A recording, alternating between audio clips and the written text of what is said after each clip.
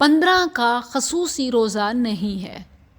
شعبان کے پہلے 15 دن بکثرت روزے رکھنا مسنون ہے، لیکن صرف 15 کا خصوصی فضیلت سمجھ کے روزہ رکھنا نہ تو مسنون ہے اور نہ ہی اس کی کوئی فضیلت ہے، بلکہ یہ بدعت کے زمرے میں آ جائے گا۔ اسی طرح روزے کے علاوہ کسی اور عبادت کا اس مہینے میں خصوصیت کے ساتھ کوئی ذکر نہیں ہے۔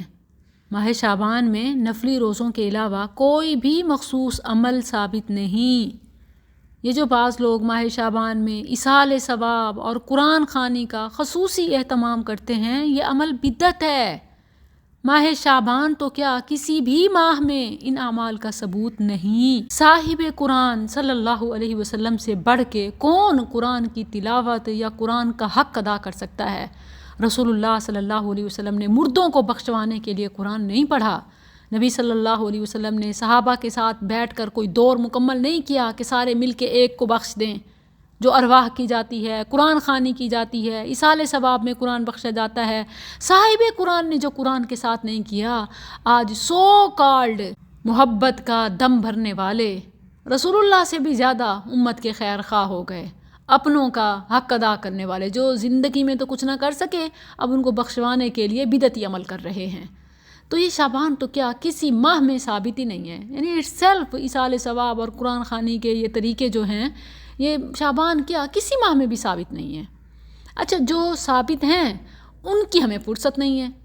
مثلاً حج کر سکتے ہیں، جو شخص اپنا فریضہ حج ادا کر چکا ہو وہ دوسرے کی طرف سے حج عمرہ ادا کر سکتا ہے۔ اسی طرح آپ نفلی روزوں کی کثرت کر سکتے ہیں، اسی طرح آپ صدقہ خیرات بڑھ چڑھ کے کریں۔ کیا یہ ضروری ہے کہ آپ ان کو ایصال ثواب کا، سوئم کا، چہلم کا، چلیسویں کا، کلخانی کا نام دیں؟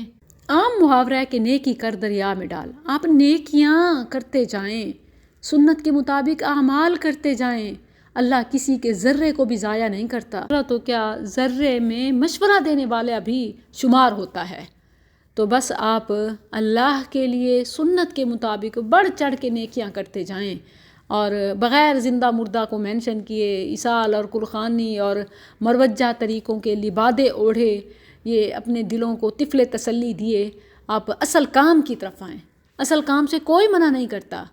یہی فرقہ واریت اور اختلافات کی بنیاد ہے کہ ہم ان ناموں اور ان چیزوں کے پیچھے پڑ گئے ہیں جو شریعت نے تجویز ہی نہیں کیے، جو شریعت میں آئے ہی نہیں ہیں۔